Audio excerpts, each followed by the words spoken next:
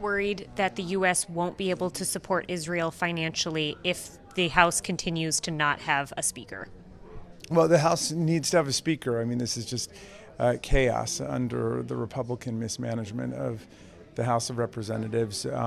And we're hopeful that they'll be able to have some clarity about what they want to do today. Right now, we have 212 votes for Hakeem Jeffries, who is extremely well organized and efficient and effective. And all we would need is 6 votes from Republicans in order to put Hakeem Jeffries over the House. But if they're not willing to do that, they should figure out what they are doing. Jamie Raskin called out House Republicans for creating nothing but chaos on Capitol Hill.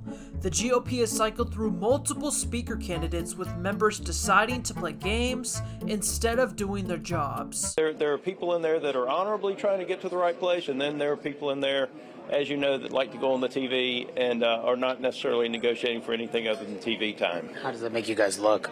Makes us look like a bunch of idiots. I'm a no on allowing Matt Gaetz in the other 7 to win by putting their individual in as speaker. Kevin McCarthy had 96%. 4% took him out, joining with the Democrats. Now we're in conference where the Democrats don't get the vote, and I'm back with Kevin McCarthy. Look, I supported Kevin McCarthy. I supported Jim Jordan, support Steve Scalise. For some reason, there's always seems to be a small group that doesn't want to work with the team. And that is frustrating for me because I'm fine with any of those 3 to be the speaker. I just want to get back to work and do my job.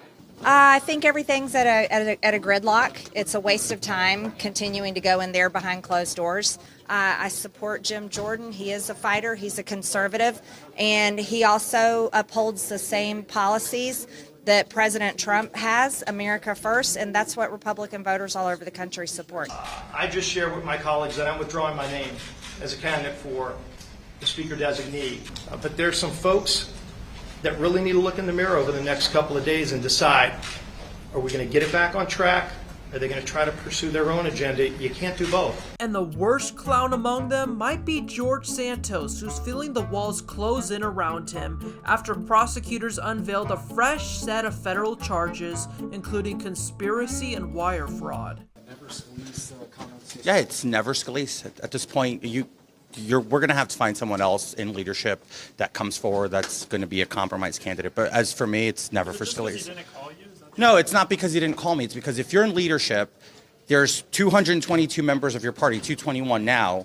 You talk to everybody. I've reached out numerous times to Congressman Scalise, and me reaching out and asking him for guidance in his leadership and him not reaching back out, that's a dereliction of his duty as a leader. So I'm not voting for somebody who lacks fundamental leadership skills. After hearing the news, a group of New York Republicans introduced a resolution to expel him from Congress. Are you going to offer a resolution to expel George Santos? Yeah, that's the plan. We're going to, we plan on filing the resolution this afternoon. It's been co-sponsored by all the New York freshmen.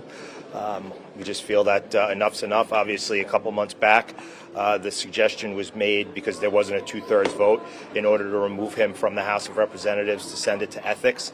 I know that ethics has been a little busy, but it's time that we see some results.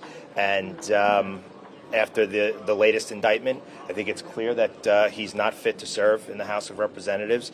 He's a stain on the institution, and that's why the New York freshmen have come together. He's also a stain on our state. With the guilty plea of his treasurer admitting to the very scheme that he has been now twice indicted on, with 23 felony counts, he cannot serve. I've said repeatedly since December he needed to resign.